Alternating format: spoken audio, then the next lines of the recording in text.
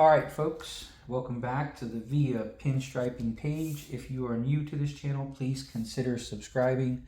And if you are a returning subscriber, thank you so much for watching. Today we're going to be using the MAC sword brush. This is the 10 series with the blue wrap, size 000.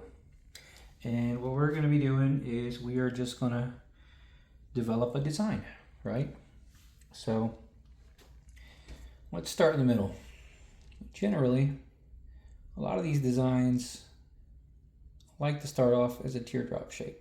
So you come out, you come back down, and you taper inward as you go downward with the line.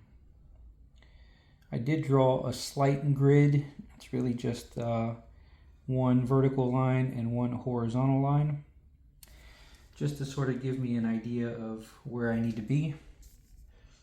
Right, so I went out, started tapering in, and I'm going to do the same thing on the other side. So again, when you develop these designs, you want to try to develop them from the middle outward. I was considering doing something where it was timed, giving myself a time limit to try to create this, but I don't feel like rushing myself. It's been a while since I've done a full-time, real-time video. So in between these brush strokes, I am paletting the brush. Unfortunately, I can't really show that because I have to have it flat. So now what I'm going to do is I'm going to pull slightly out. I'm going to start right here on the line, pull slightly out, and then follow the same shape. This is sort of adding some weight to the center of the design. All right, going all the way down until I meet up with that line. Also, just so you know, this paint that I'm using is Ronin enamels, oil-based enamel. This color, I've already put it into a bottle. I like my stuff in the PET bottles. So there's bottles called that are made out of plastic, a type of plastic called PET, and you could put the paint in those bottles and it kind of holds up pretty good, and it's easier to dispense the paint. This came out of the bottom of the can, right? So there was some left on that can, and I'm just kind of using what was left. Right, so I got round, okay? Now let's sort of start to develop something that makes it more pointy, right? So we're gonna try to get away from the pointy, or from the roundness, to give it a little bit of dynamic sort of movement. Right, so I did this side, and then I'm gonna do the other side. Now, since I'm right-handed, you usually want to do the left side first so you don't stick your finger in the paint. Or at least there's less of a chance of that happening, right? So, whoops, not super happy with the way that came out, but we're going to run with it. Right, so that one, much thicker, so I'm going to thicken this one up. The sword brush is still something that's fairly new to me. I don't want to say new. It's something that I'm trying to gain comfortability with. So I've been pulling it out quite a bit. And this surface that I'm pinstriping on is just some cardboard that I got from the craft section at the Dollar General. So it's not entirely the most perfect surface. It's kind of rough. It's kind of got waves. But most importantly, it is a dark background so you can actually see what I'm doing, right? Oh, let me see if I can lower the...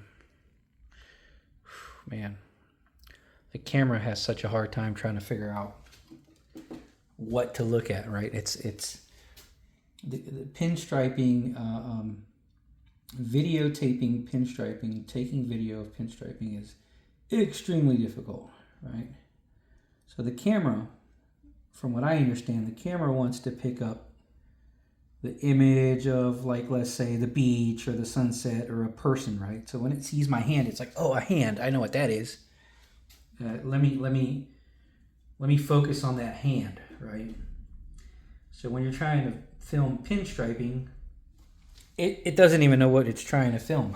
So you kind of have to guide it, right? So if it was fuzzy in the beginning, my apologies. You know, and then the color gets washed out just because you want to light it up, but in order to be able to see, it needs to be well lit. But it washes out the color, so then it looks like I'm painting with some sort of a light blue, but it's a really pretty teal color. Right. So I went up and down. Let's sort of follow that a little bit, right? Follow that, add some weight. I'll try to keep it open-ended until I get to the very tip. Right? Gives you that real pretty sort of a arrow shape, right? Or a triangle shape. And to me, it looks nice when you're able to leave it open all the way to the end. Sometimes it, you know, if you touch the line too soon, it closes up on you. Right, so now what we can do is we could try to get a little bit dangerous, right? So I'm going to cross over. And the danger in crossing over is if you make a mistake, you're crossing over all of your other lines, right? So let's give it a shot. I'm going to cross over this way, and we'll see if I can mimic the other side once I'm done with this, right? So cross over, right?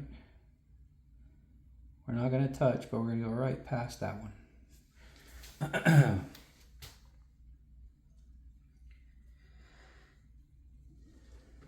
Now, I'm going to try to mimic this. So I have to pay attention. How far down does it go? Where does it come out, right? And that's why I got my little grid line. It seems to come out before it hits this, right? So it comes out about right there. You know, try to get it to cross at the same angle, and make sure that the line is sort of at the same depth, the same trajectory, right? So let's give it a shot. See if we can make it happen. Right, we're gonna press down. And that's why it's so important to try to make sure all of your initial lines are accurate as possible. Because the ones coming after are gonna have to rely on them to be accurate enough to where it doesn't look funny when you do something accurate, right? So you have to be accurate as you can from the beginning, right? Whoops, sorry. So it come out pretty good. This one's a little shallow, but it's not bad, right? So now we're gonna extend it. I think, let's see if I come up here. I'm gonna try this number. We'll hit a nice S curve to connect that. Try to go all the way down until it starts to turn. It gives it a nice, now my paint was drying off and I kind of just skid off before I could connect it, right? So if I'm gonna connect this here, because I didn't quite connect, I'm gonna load the brush, but kind of dry, right? I'm gonna start a little bit further back. You don't want it to be super wet because right there you didn't have a ton of paint on your brush. You were kind of rocking a very thin line, right? So you want it to be similar to what you were doing at that particular moment. You know, if I started up here, it's a little bit wetter, so it's no big deal. But down here, you kind of want it to be dry if you're going to fix something in the middle, because if not, it could bleed out, right? And I'm noticing the more I use the sword, the more, for design work at least, the drier the paint likes to be, for me at least. I lose control if I reduce it the same way I would a scroller. So the scroll brush needs to be extremely wet for me to be able to manipulate it. Right, so now I don't have a full grid line, so I'm just going to try to determine, right, kind of goes from here, kind of goes downward, you know, probably, we'll say right here. Sometimes I'll just put a little dot to give myself an idea, right? Because that dot's easy to erase. And if that dot looks okay, well then I'm going to load the brush, which I'm doing right now. I'll load the brush. I'll try to consider this distance, try to consider where I meet, and let's try to run it. Right? So try to mimic what I did. Right? Come down. I'm spinning the brush slowly, kind of at an angle to make sure I get these curves, right? And just meet right there.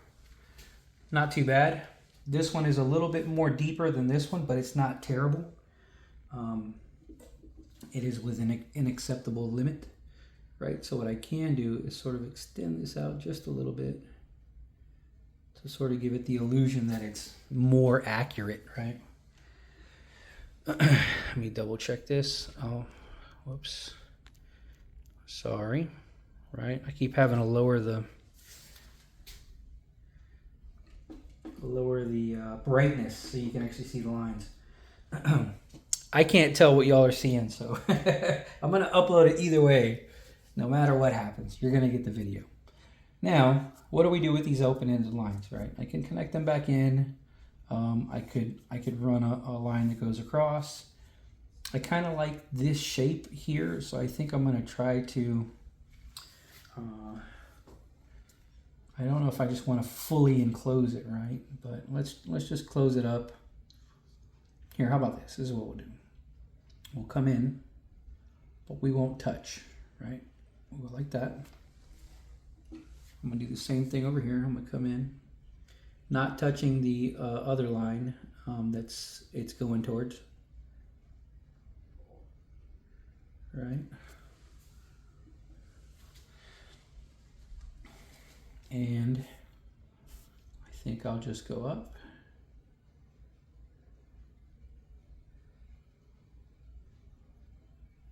It just makes it a little bit more interesting than just connecting the line, right? So if you're ever trying to figure out, well, I keep doing the same thing, I keep making the same moves, just stop and go the other way, right? If I was going to connect that line, if I was going to connect here, just go the opposite way. See what happens, especially if it's practice. You know, that's why it's important to do these things and make these mistakes sort of at your house, you know, while you're having fun. So you can see what you can get away with, see what works.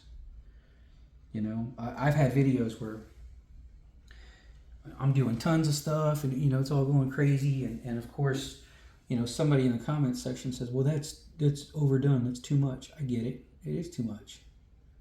You know, I wouldn't do that on a customer's car unless they're asking for like crazy wild pinstriping, right? The general client that wants pinstriping done wants, you know, I guess, you know, probably something like this or simpler, you know.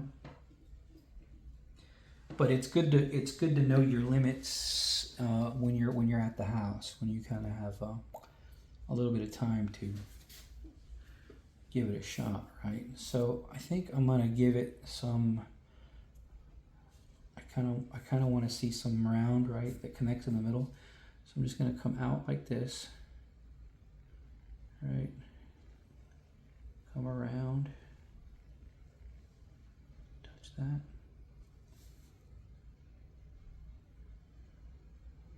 Right.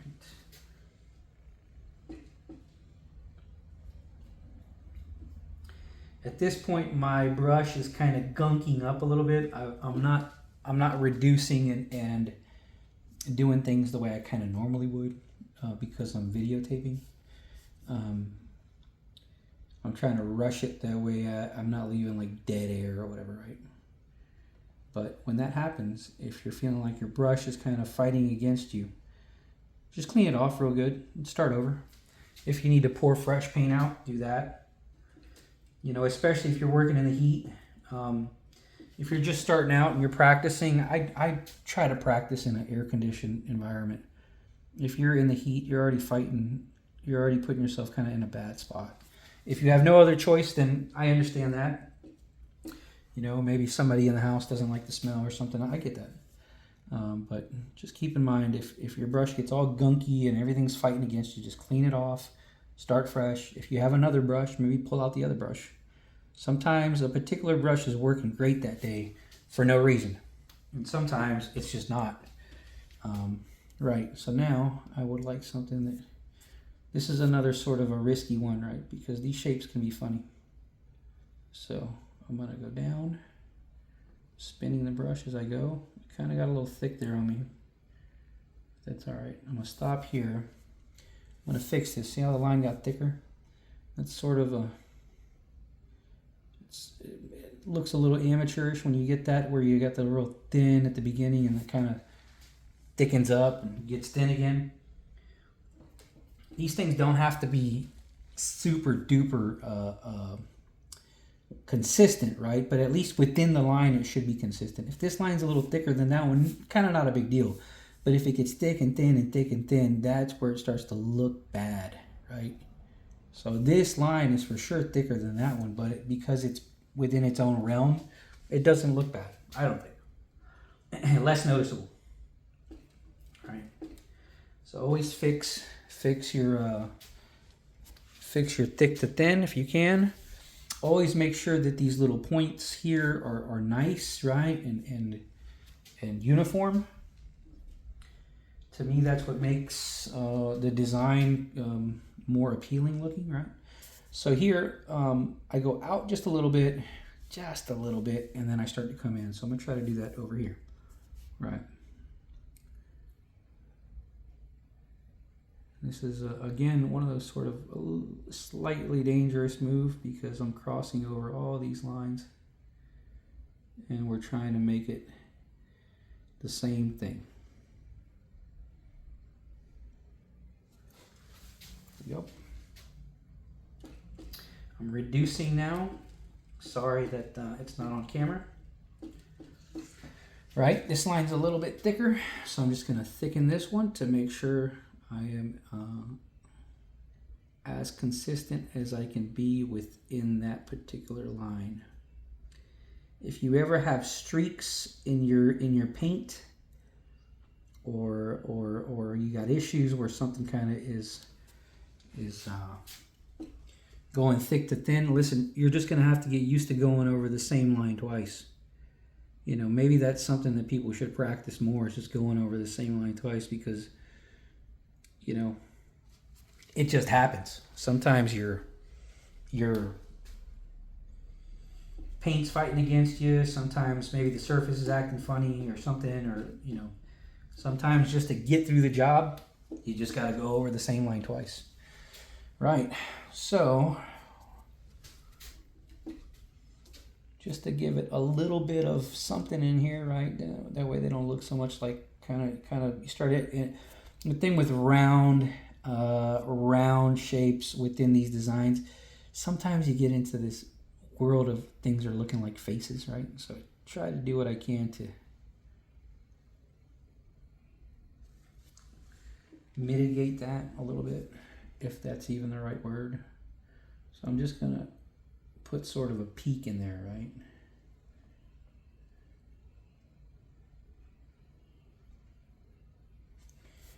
As you can see, I use this hand to keep myself from going side to side, and I use my pinky from going up and down. It's just a good way to try to maintain stability. Although, when the paint is reduced correctly, which is kind of hard to explain, everybody likes their paint a different, slightly different consistency. But when the paint is working right and it's reduced correct to your liking, the brush and the paint kind of do the work, right? If you rush the reducing of the paint, if you over reduce or under reduce, you're gonna notice that you're having a hard time, right? So pretty good, right? I like it. It's 20 minutes. I'm happy with that. You know, you can, at the right place, the right car show, the right moment, the right people, that's a $100 design right then and there. 20 minutes, right? I mean, you could probably even charge more. You know, minimum $50, but 20 minutes for $50, you can't beat it, right? I will say though, I've been at it for 10 years and I still feel like a rookie. There's a lot to learn, and you know, I still struggle with a lot of stuff. Now, to give it these a little bit of a finishing touch, right, I'm going to give it these little hash marks. These hash marks I learned from watching people like Hot Rod Jen. I think there's a fellow named One Arm Bandit that does these a lot, and they're just really neat. I think it adds sort of a finished, you know, look to it. I always kind of say they kind of look like tube socks, right? Tube socks always have those little hash marks, and you could put them on arrows, right? So like there's another arrow here. You could put them in surprising spots. Problem with me is if I don't have a grid, I have a hard time getting them really horizontal. I have a damaged right eye, which some of y'all already know maybe. So like my depth perception is funny. That's why I still require a grid when I do these things. Right? Is there anything else I wanted to add? You know, one last thing that you could do just to give it a little bit more weight is I'm gonna show y'all what I'm reducing on, right? So there's a little palette. Alpha 6 used to make these little palettes. They stopped making them. I think you could still find them from some websites in the UK, right? So I'm gonna palette, and I'm gonna overload the brush a little bit, right? Because I'm gonna want a lot of paint in the front. Normally I would knock a little bit off because I don't want so much on there, but this time I'm gonna overload it because I'm gonna do sort of a teardrop shape just to give it a little bit of weight, right? And I'm gonna do it right here. I'm gonna press down very heavy, and I'm gonna lift as I go, right? It's probably over reduced because I'm like skidding all over the place, but just to give it a little bit of weight right there, press down, lift as I go, right? You can even add a little bit more weight in the top there. Yeah, this paint is over reduced, so it's not giving me as much control as I would like. But that's all right. If that happens, you just palette it out, kind of wait it out, because the mineral spirits or naphtha or turpentine or whatever it is you're using to reduce will eventually evaporate. For now, I'm just kind of struggling through it. Right. Put my little signature. I think you can see it. Yep.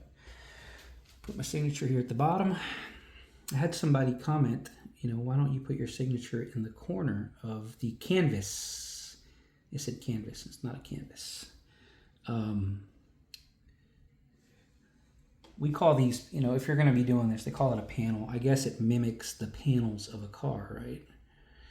So the reason I put this in the center is because it's a symmetrical design, right?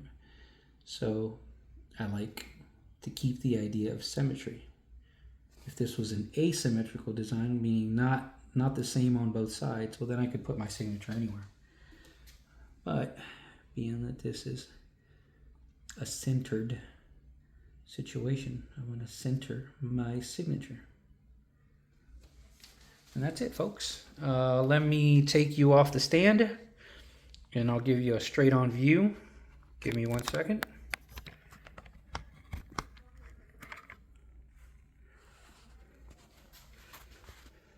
Right.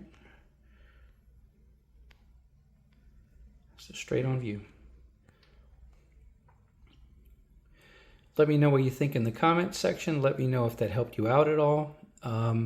Let me know if there's anything you'd really like to see. You know, I've been making videos here for roughly 7 years, and I like doing the design videos because they really allow me to practice, and I like making designs. That's kind of why I got into this art form to begin with.